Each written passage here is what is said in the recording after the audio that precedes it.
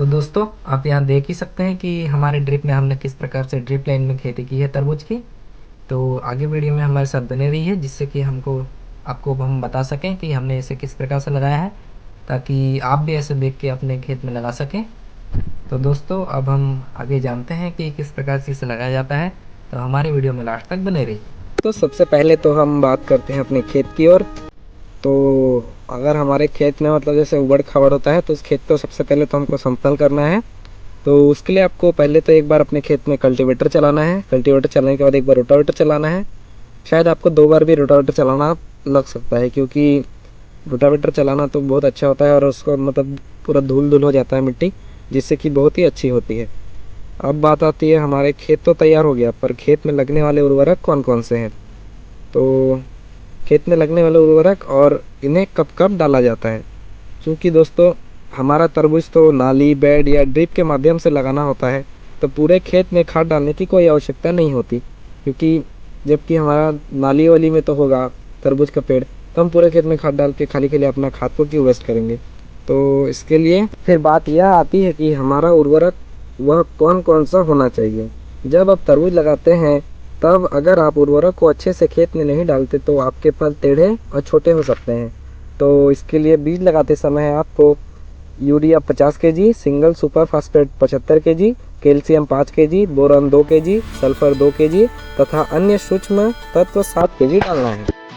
इन सभी को आपको अच्छे से मिलाना है। तो फिर इसे मिलाने के बाद इसे अपने खेत में डालने के लिए तो आपको जिस ड्रिप लाइन होता है, उस ड्रिप लाइन में आपके बेड के लाइन के हिसाब से सीधा सीधा डालना है। बाकी एक्स्ट्रा खेत में आप ना डालें, जिससे कि आपको खाद वेस्ट ना हो, क्योंकि एक्स्ट्रा खाद में डालने से आपको कोई फायदा नहीं है, सिर्फ खेत में आपका घास ही बढ़ेगा। इसलिए सिर्फ अपने बेड और ड्रिप लाइन में ही डालें। यहाँ पर आपको जितना फर्टिलाइजर खाद बताया गया है वह प्रति एकड़ के हिसाब से आपको बताया गया है। हम यहाँ उर्वरक की बात तो कर चुके हैं। तो गाइज अब बारी है हमारी बीज की। तो ज़्यादातर जो हाइब्रिड बीज आती है वह ज़्यादातर तो संशोधित होती है, फिर भी हम इसे संशोधित करते हैं। तो इन बीजों को संशोधित करने के लिए हमें कार्बेंडाजिम मैंकोजेब 10 ग्राम प्रति लीटर के हिसाब से मिला लेना है। ये जो बीज है हमारा सागर किंग प्लस बीज है, जो हमारा दिसंबर के जनवरी के बीच में लगाना पड़ता है। आप इस बीज को पूरे भारत में इसी समय लगा सकते हैं, क्योंकि बाकी ये बीज तो हमारा पूरा 12 मासी होता है, लेकिन फिर भी हम इसी समय लगाते हैं क्योंकि ये हमारे गर्मी का फसल है।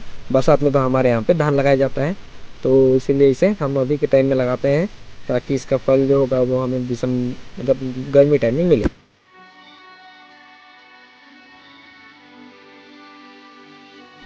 इस बीज को हमें इस घोल में डालकर कम से कम 10 मिनट के लिए छोड़ना है। फिर उसे निकाल कर उसे बढ़िया से सुखा देना है। फिर हमारा बीज बुआई के लिए तैयार हो जाता है। वैसे तो ड्रिप के माध्यम से खेती करने के लिए बेड की आवश्यकता नहीं होती, परंतु यदि आपकी कोई ऐसी वैरायटी है जिसके फल के छिलके बहुत ही पतले होते हैं या बहुत ही इसके पेड़ नाजुक होते हैं, तो वहीं आप बेड बना सकते हैं। और वहीं अगर आप अपने खेत में खरबूज लगाते हैं, तो आपको बेड बनाना बहुत ही महत्वपूर्ण हो जाता है, क्योंकि जो हाइब्रिड किस्मों के बीज होते हैं उसके लिए बेड बनाना बहुत ही आवश्यक होता है। क्योंकि यहाँ पर हम लंबी वाली तरबूज की खेती कर रहे हैं, तो हमें बेड बनाने की कोई आवश्यकता नहीं है, क्योंकि ड्रिप के माध्यम से उतना ही पानी गिरेगा जितना कि हमारे पौधे को चाहिए होता है। तो यहीं अगर हम अपने लाइन की बात करें जिसमें हमें बीज लगाना होता है, तो जो ड्रिप की लाइनें होती है वह 6-6 फीट पर होनी चाहिए। तो दोस्तों, हमारा जो उर्वरक है वो जब हम खेत में डालते हैं तो बाद में हमें ड्रिप को चालू करना होता है, फिर सादे पानी के साथ, ताकि थोड़ी सी ज़मीन भीग जाए। फिर जिस तरीके से हमने बीज नाली में लगाया था वैसे ही ड्रिप के लाइन में लगा देना है। और अगर आप खेत में पर्याप्त नमी है, मतलब आपके खेत में अगर पर्याप्त नमी है, तो फिर आप उस बिना पानी चलाए भी बीज लगा सकते हैं। तो दोस्तों, अब हमने जाना कि ड्रिप में किस प्रकार से बीजें लगाई जाती है।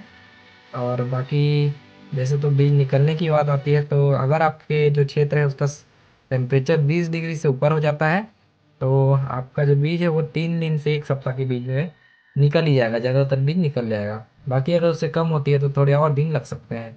जैसे कि हमने अपने पहले वाले नाली वाले विधि से लगाने में जो वीडियो बनाया था उसमें आपको बताया था कि अगर हम नाली में लगाते हैं तो हमारा जो उसमें बीज था वो 15 दिन में निकला था, क्योंकि हमारे यहाँ का टेम्परेचर बहुत ही कम था। क्योंकि हम अपने तरबूज को ठंडे के दिनों में लगाते हैं, इसीलिए हमारे यहाँ थोड़ी सी धीरे धीरे निकलती है। तो दोस्तों, ये हमारे वीडियो का पार्ट 2 था, जिसमें कि हमने आपको बताया कि किस प्रकार से ड्रिप के माध्यम से खेती की जाती है। बाकी इसके नेक्स्ट वीडियो में हम आपको बताएंगे कि इसमें किस प्रकार के फर्टिलाइज़र और किस प्रकार से कीटों के प्रकोप के बारे में बताएंगे, और जिसमें मतलब कौन कौन सी दवाई लगती है किस किस कीटों के लिए। तो हमारे चैनल को सब्सक्राइब कीजिए। तो आज के लिए बस इतना ही, धन्यवाद।